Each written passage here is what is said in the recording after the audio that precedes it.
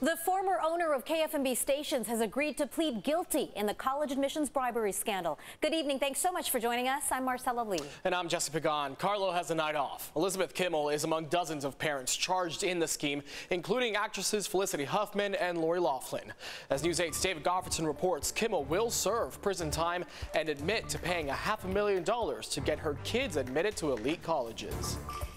Elizabeth, do you have any comments to make? She's going to have a felony for the rest of her life, and the ramifications for that are significant. Kimmel will plead guilty to one felony count of conspiracy to commit fraud. She will serve 6 weeks in prison, but she had been facing up to 20 years in prison for paying $500,000 to get her 2 children into Georgetown University and the University of Southern California. Former San Diego U.S. Attorney Chuck LaBella says the prison time sends a message to the community. 6 weeks in prison is not a day at camp.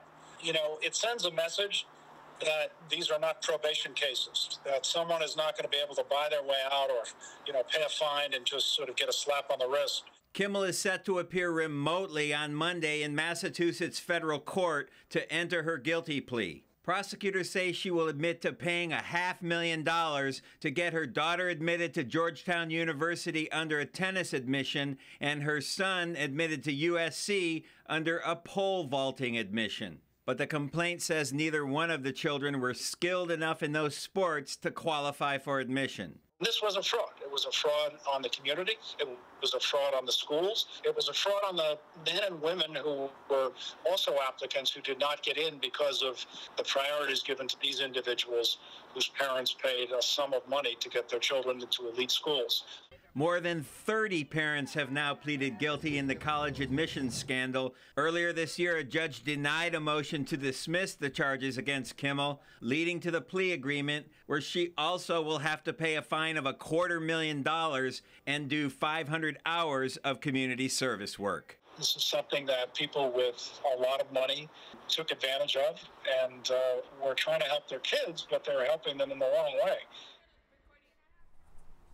Kimmel currently lives in Las Vegas, but property records show she still owns her mansion in La Jolla. Marcella? David, as part of her plea agreement, will Kimmel have to cooperate with prosecutors in any other cases?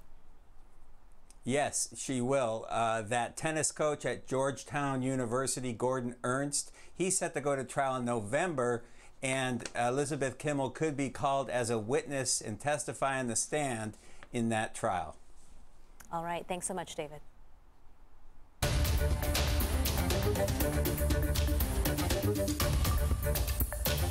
As the Delta variant continues to spread, COVID cases keep going up, even among people who are vaccinated. And it is having a big impact on local restaurants. Several have had to temporarily close once again due to their own employees either contracting the virus or coming into contact with someone who has. News 8's Shannon Handy talked to the restaurant owner whose shop is still open for now.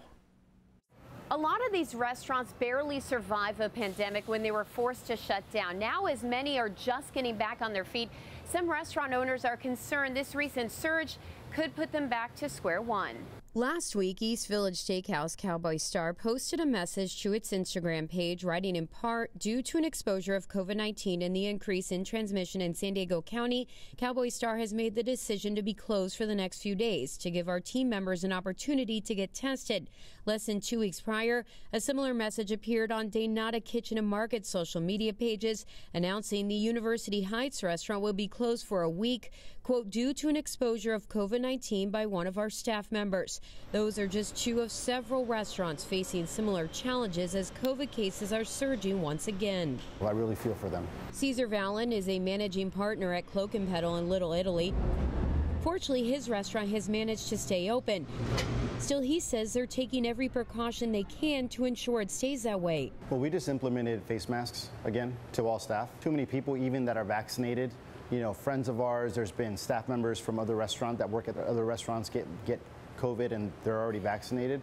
So we wanted to stay ahead of the curve. Adding to the problem, says Caesar, is the fact so many restaurants are understaffed. So oftentimes, if several employees are sent home, there aren't enough to stay open. Every restaurant's struggling. You can't get anybody in to hire, or the people that you are hiring are calling out sick, or they're going on vacation, or they're no-showing, or my dog ate my homework. The recent rise in cases isn't just impacting businesses locally. For example, in Los Angeles, this popular restaurant shut down, explaining the decision on a flyer posted on its door and through voicemail. We have decided to close Bottega Louie West Hollywood for a few days due to increase in COVID-19 cases.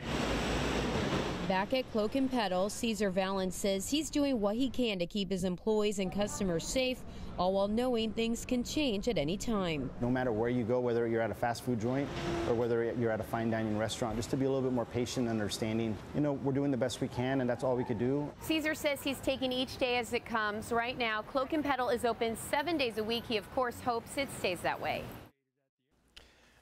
We continue to see a steady number of COVID-19 cases, just above 1,000 a day, and with the surge comes more demand for testing. The county is responding by opening 4 new testing sites. Locations at the Lemon Grove Senior Center and Northgate Market San Diego opened earlier this week, and a site at North County Lifeline in Vista opened today. And soon you'll be able to get tested at the Borderview YMCA. With the added testing sites, the county will be able to test 6,500 San Diegans a day. Meanwhile, new COVID-19 numbers in from the county tonight. More than 1,200 San Diegans tested positive yesterday. 46 more people were hospitalized. 1 was put in the ICU, and there were 3 new deaths. County health officials say that the current case rate for people who are not fully vaccinated is 9 times higher than fully vaccinated people. The FDA is planning to approve COVID-19 booster shots for people with compromised immune systems. The decision comes as the Delta variant continues to fuel an uptick in cases. The U.S. 7-day average of new daily cases is now at 113,000, a nearly 24% spike. But the White House COVID-19 response coordinator says vaccination rates are going up in states where the virus is quickly spreading. In the past week, Florida has had more COVID cases than all 30 states with the lowest case rates combined. Proving your vaccination status is also becoming more common. San Francisco just announced a vaccine mandate for all kinds of indoor activities.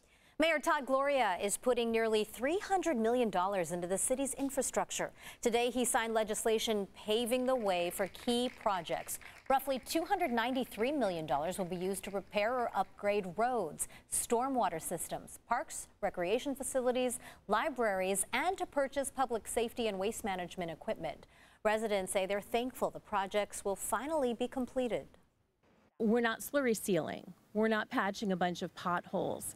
This street is collapsing under the vehicles that drive it on a daily basis. This street, Gold Coast and onto Parkdale, have to be completely dug up and rebuilt. For a complete list of projects slated to receive the funding, maybe your community will be enhanced, just go to our website, cbs8.com, and click on this story. Lakeside Union School District has more to worry about than just getting kids back into the classroom. A shortage of bus drivers, along with a decrease in the number of students riding the bus, mean that some bus routes are being canceled. This leaves the students who live miles from school with parents unable to drive them in a big bind. And some parents tell News 8 they just recently found out about the canceled routes, giving them very little time to plan. We're owning that. We could have been better communicating with our families about the changes that we were putting in place. The district says it is continuing the routes for special education students and those in the Verona and military housing.